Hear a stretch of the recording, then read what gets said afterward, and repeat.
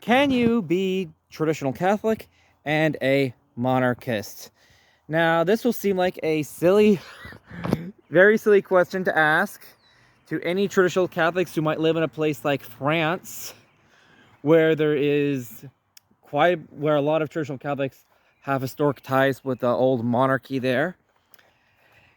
That being said, but however, I live in an English-speaking world, and I live in a country that is bordered to the south by a big secular republic whose anti-monarchist tendencies was one of the founding principles of the nation. I'm talking about the United States, and I live under a current monarchy that has not always been that great to Catholics, especially under Henry VIII. I'm a Canadian, and for those who do not know, Canada is a Commonwealth country, meaning that nominally our head of state is King Charles III, and whoever else may be British monarch.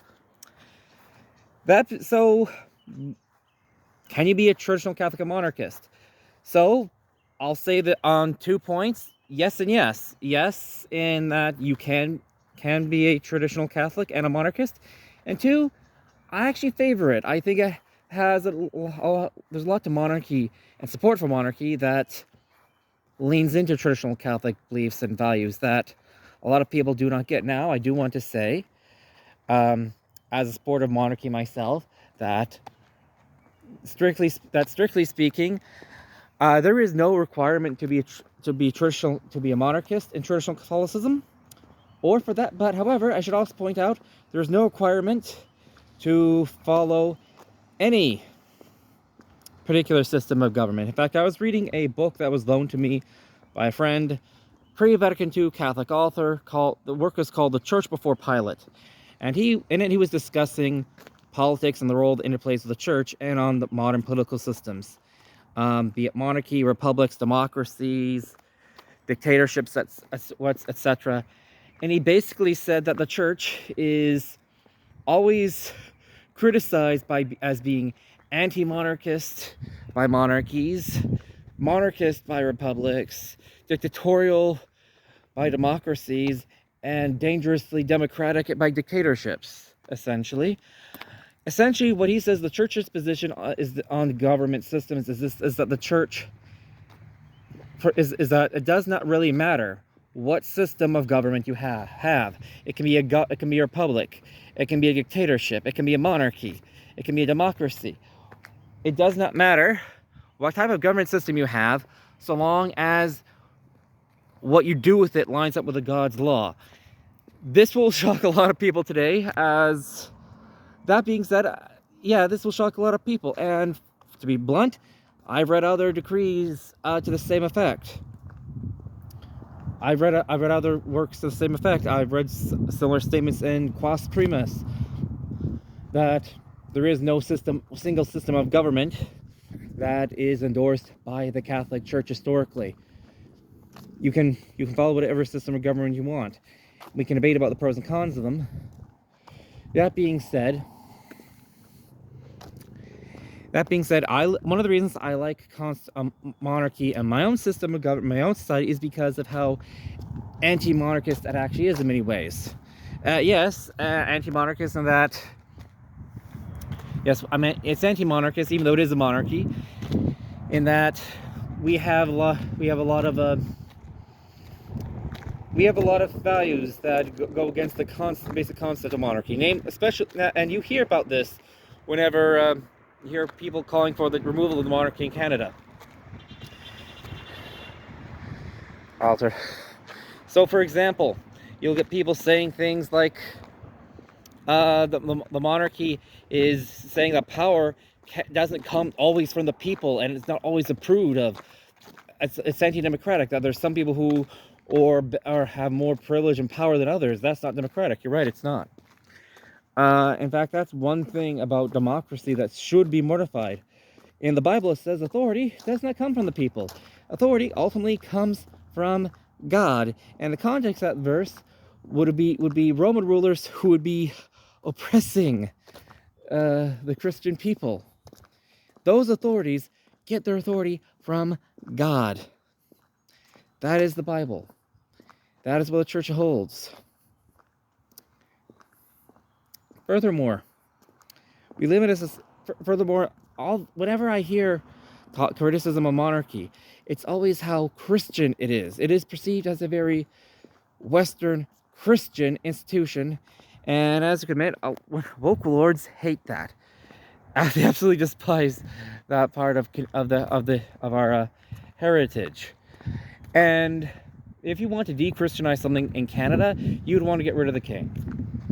Now, don't get me wrong, I am not under any illusion whatsoever about the role, about how important the monarchy is in day-to-day Canadian life and Christianization of society.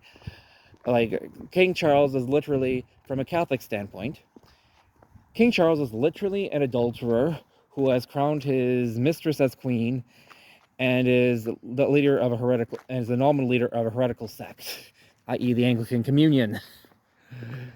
And you hear about Dr. Taylor Marshall criticizing his King Charles's new portrait, calling it satanic, and okay, like, I'm not into modern art. I think it looks ridiculous myself. But hey, like, that taste, it's not, I wouldn't call, would I go so far as to call it satanic and a sin? Not so much. And all the criticisms I have of Charles III, yeah, I got criticisms of him, but like, those first two things that I mentioned before would be top of the list. And I absolutely do think that monarchy in Canada, and in the way it's done in Britain, should be reformed to some extent. Like, there are certain privileges that probably should be done away with, notably tax exempt status. For certain, notably some dispensations he gets from having to follow certain laws, for example.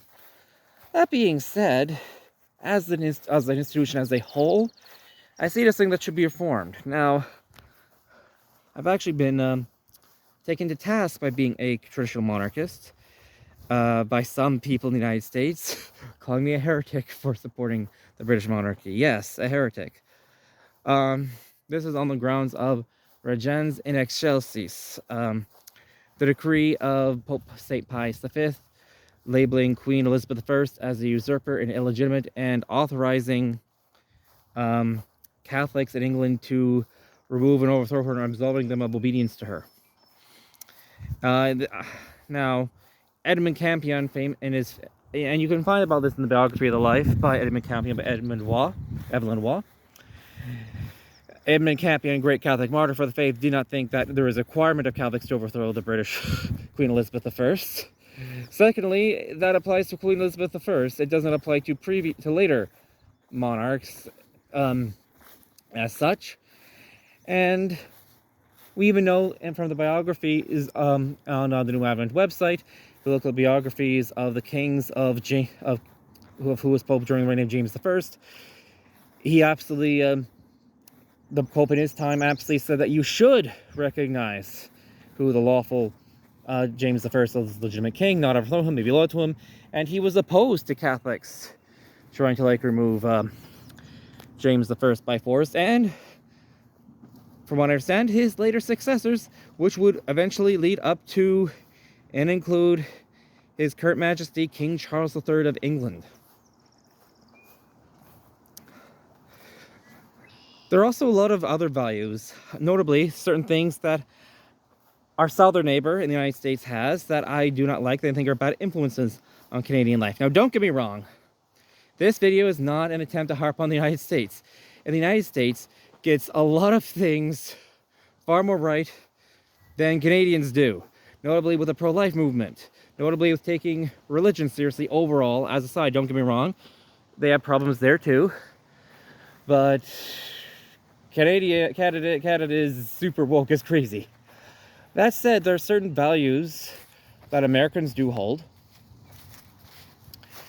That can become mixed up with that I have noticed certain traditional Catholics in Canada taking on because of conservative American commentators and listening to them, that are from the American Constitution, which at the very least kind of rub up against the Catholic faith and butt up against it, if not outright, in many cases outright contradicting it. And this is again the radical notion of freedom. Now, let's not forget that the United States is, in its historicity and its founding, a free Masonic society. That is not a conspiracy theory. If you read the autobiography of Benjamin Franklin, he admits he was involved in stuff like that in his own autobiography. He was admittedly a deist.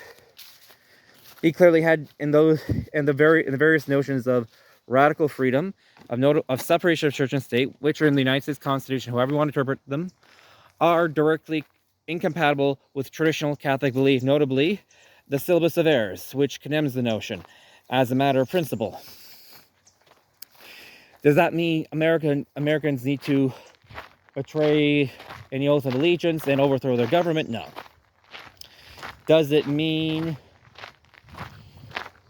that they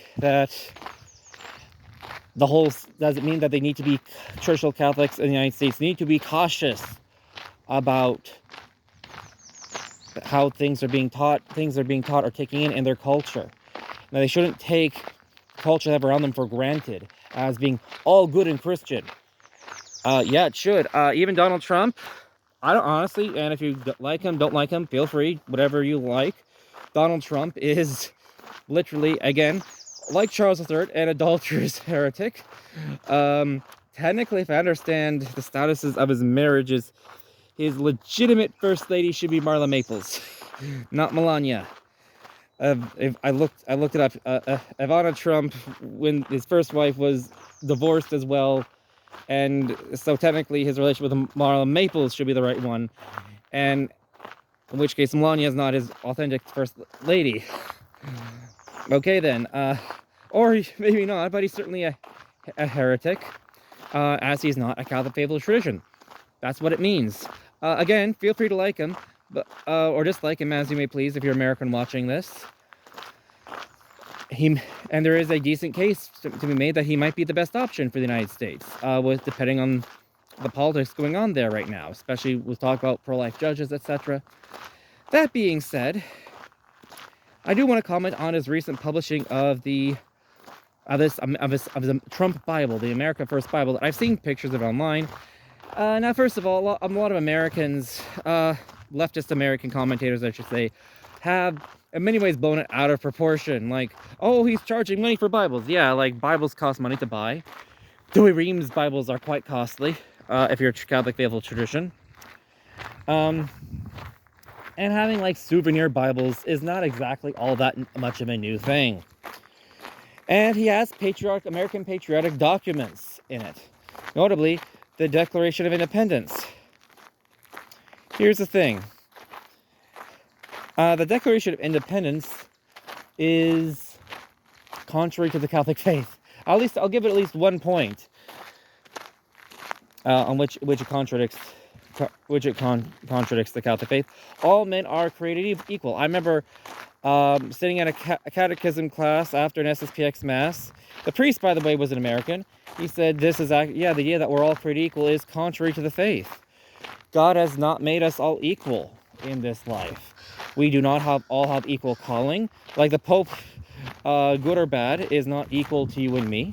A priest and his authority and his calling, and for what he must answer for, is not equal to you and me.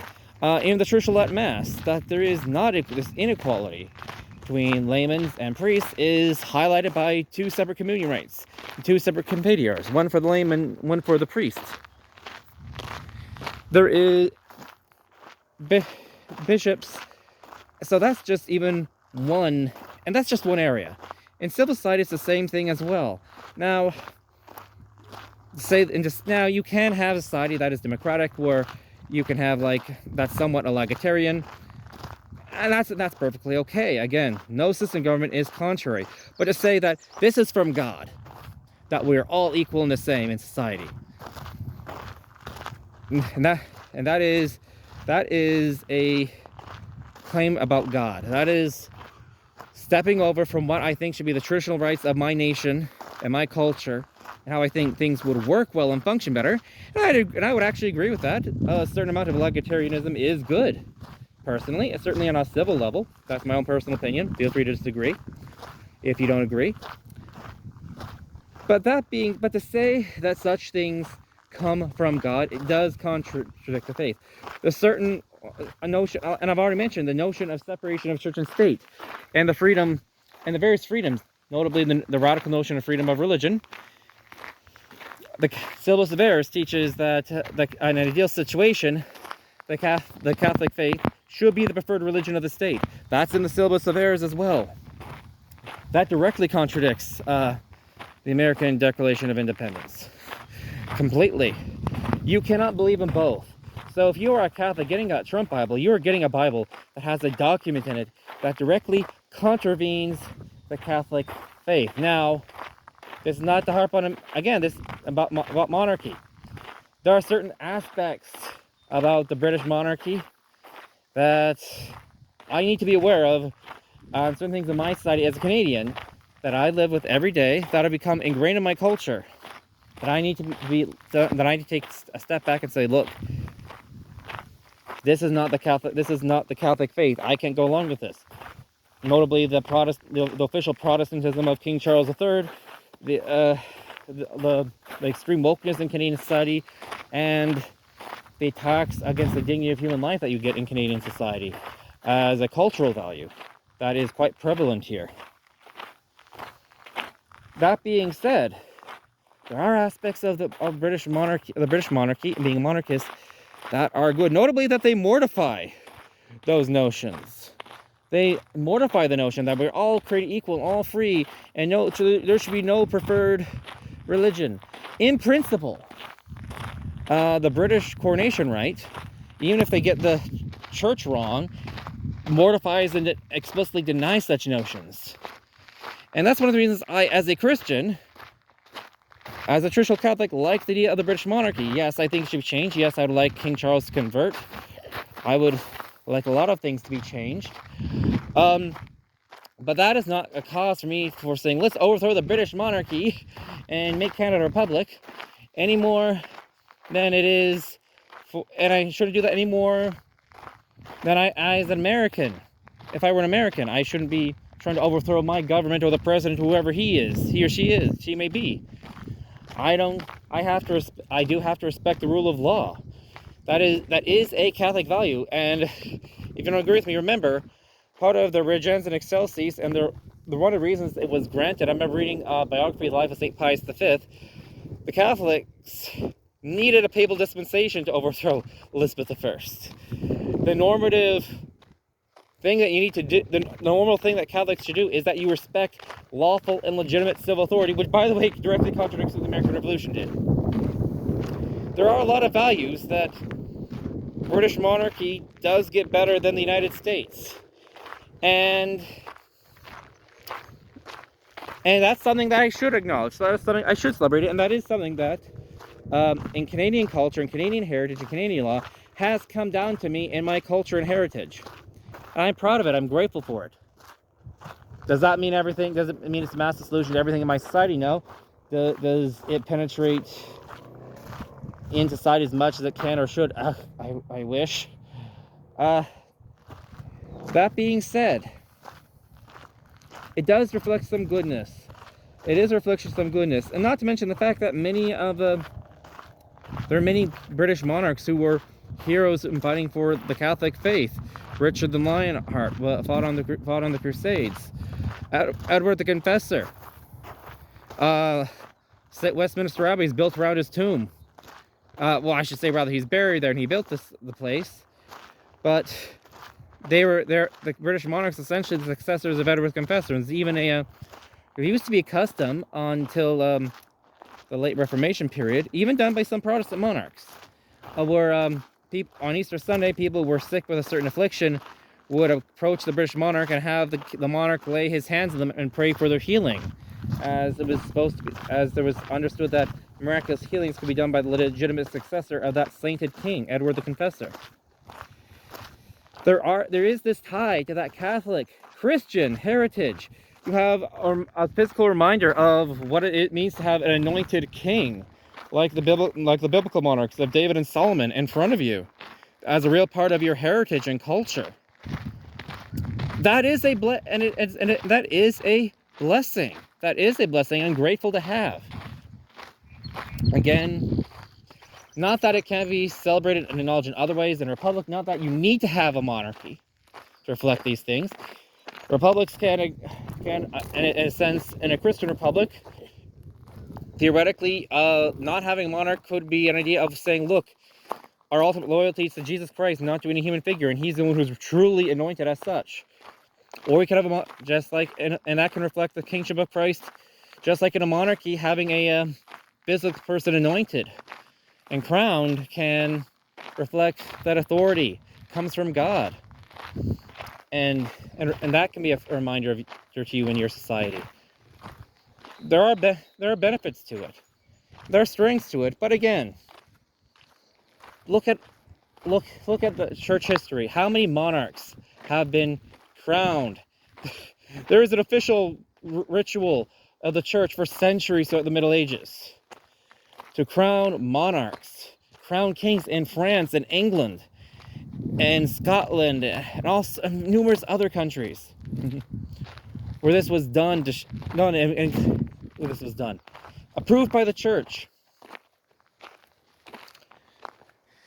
The Holy Roman Emperor, for example, in Germany, was crowned by the Pope in Rome himself. And this persisted through the various popes over the for centuries and centuries and centuries. Monarchy is something that has been, as an institution, as a system of government, has been officially, literally blessed by the church in a way that republics have not been. But that, again, doesn't mean you can't have, again, not harping on republics, and again, to point out again, from that work I was talking about earlier, the Church Before Pilate, you can have any system of government you want. The church endorses no particular system of government. What matters is what you do with it. So, my advice to anyone watching, if you are a monarch, you can think whatever you want. That said, I do recall reading in Quas Primus that we are called to respect the traditions and cultures of our society. So if you live in a monarchy that's been a traditionally monarchy, you should support the monarchy. That is my honest opinion. If you're watching this in places like Spain, Bhutan, England, etc., places that traditionally have monarchies, you should fight and respect and fight for the restoration where they may have fallen, and respect these institutions. Again, you can disagree with that. You are free to not like monarchies, especially where monarchies have fallen off. You can favor bringing monarchies, like if you're an American monarchist. Hey, honestly hope you join the Commonwealth. I honestly hope you do. I think that would be great, personally. That being said, it's not a requirement on you to do that. What matters, however, whether you be a monarchist, whether you be in favor of dictatorship, whether you favor democracy, doesn't matter your system of government. What matters is Jesus king. Is Jesus Christ your king? And I don't just mean, in the physics, yes, I just love him. No, I mean, is he your king? Is he ruling in your society, in your life, not just that, but in your society, in your culture? And unfortunately, that's not the case. I would like to remind everyone that we actually have a feast in October, late October, last Sunday of October for traditional Catholics. Modern mainline Catholic Church moved it to the last Sunday of the liturgical year in late November, early December. But for us, it's late October to signify, it's late October, it's the Feast of Christ the King. That dating is significant because here and now, Jesus Christ is supposed to reign. Before the saints reign in heaven, before that happens, Jesus Christ is supposed to reign here on earth. We are called, and the reason we have this feast day, it's mentioned in Quas Primus itself, the reason we have this feast day is because the laity are to be involved in establishing that. And let's be honest, we kind of sucked at it. Like, there is not a single traditional Catholic nation or society on earth anymore. Like, I remember reading about UK. They've fallen even that they were heretics. I remember seeing a Muslim talk on YouTube Shorts the other day, talking to a British man. He's saying, and the Muslim man was saying, well, the UK is traditionally a Christian nation, a Christian society. Look at all this history. And the man says, no, it's not. It's a secular democracy. Yeah, because you overthrew it, and you want your ways. Like, you are afraid, not afraid of, you don't want to preserve British tradition, British heritage. You want to, you're afraid of Muslims doing to you what you did to the Christians, essentially, or want to do to the Christians. And same thing with France. I remember seeing another YouTube short about how they've someone have in France they banned certain Muslim women from wearing their religious garbs, and when they go to as students when they go to school. And people are cheering this, but I'm not, because you know what else they're banning? They're banning the cross.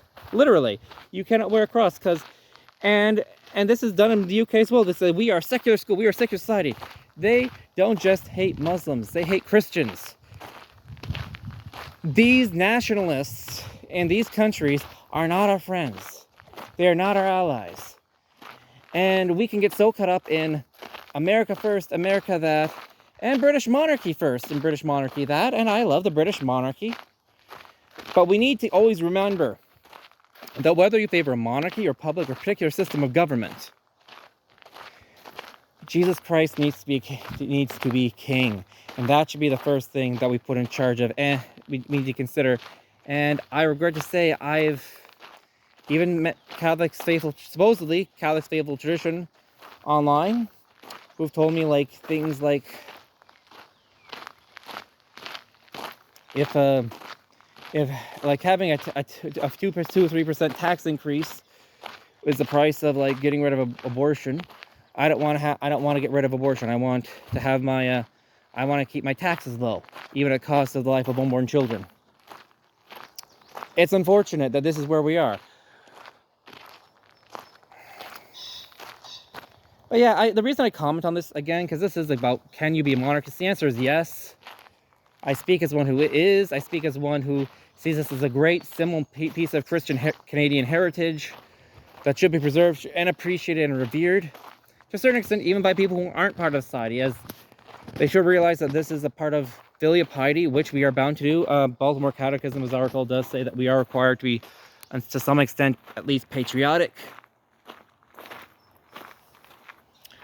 But while we should be while we are free to be monarchist or follow any system of government or not, one thing we are not free to choose on, and unfortunately many of us are, is Jesus reigning our society. Are we fighting for that? And honestly, I've even joined political parties. I used to be a member of the Christian Heritage Party of Canada, and honestly, I've dealt with them.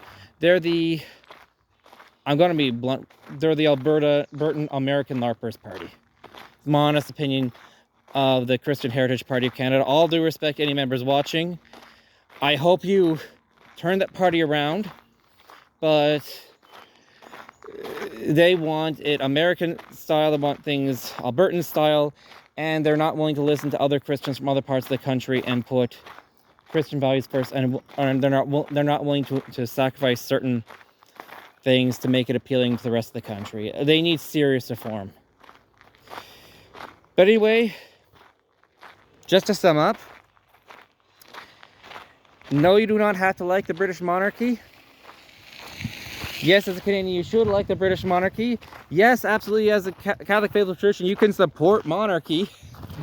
But whether or not you, and I argue you should, as a Canadian, if you're a Canadian citizen watching this, remember a Commonwealth nation, or from a society that has traditionally had a monarchy. That being said, you must have Jesus as king and not as a constitutional monarch. Jesus Christ is an absolute monarch. We must obey him, and we should fight for that in civil society. That includes, and on all areas, be it pro-life laws, be it legitimate social justice campaigns. Yes, that's actually a thing that's talked about in Rerum Novarum. Yes, that means pro-life laws. That means fighting against things like euthanasia. Yes, that means fighting for a decent balance, honestly, because I read the decrees of popes on a legitimate balance between immigration, between the rights of immigrants, and as well as doing it safely. A lot of people think that I spoke to people who are against immigration. No, nationalism is a good thing. Immigrants should not be exploited, and sometimes immigration out of control can help lead to that exploitation. But either way, but again, whether or not you agree with me or disagree with me, and I hope some of you, most of you probably are, what's your knee-jerk reaction? You're going to say, oh, this guy's crazy? You're gonna go into like American nationalism or Canadian nationalism of we're Canadian, we take in everyone, or we're American, build the wall. How many of you, I wonder, are googling what Pius XII had to say about this as encyclicals on immigrants? How many of you are googling Thomas Aquinas? What he had to say on these matters? And just like thinking, I should really have the line of the thinking of the Catholic Church as the mouthpiece of the Holy Ghost on this. How many of you are actually thinking that? How many of you are actually putting it into practice? I remember running a Facebook group on the matter, this very matter that discussed this, and I had to make a rule that say no one's allowed to comment on economics to Red Rerum Novarum. A lot of people left and refused to even discuss anything about the matter ever again, because I insisted that when we're going to speak on Catholic teaching, it must be or advocating for certain policies. It must be within the confines of the teaching of the Catholic Church. A lot of supposed Catholics left. A lot of supposedly traditional Catholics left.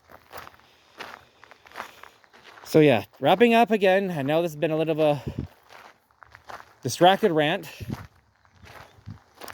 but it is connected with monarchy. Like, monarchy is made to be a reminder, kind of like a sacramental in a way. A reminder that authority comes from God. You must obey Jesus Christ. He is ultimately king. You are answerable to him first and foremost. And that the law of the land should reflect the law of Jesus Christ. And across the board, that is something we have massively forgotten, that we've let fall by the wayside.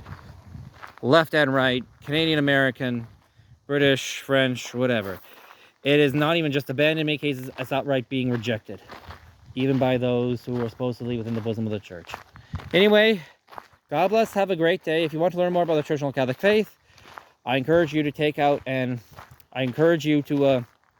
look up the SSPX website. I will try to remember it, put it down below. I always seem to forget. But anyway, God bless, have a great day.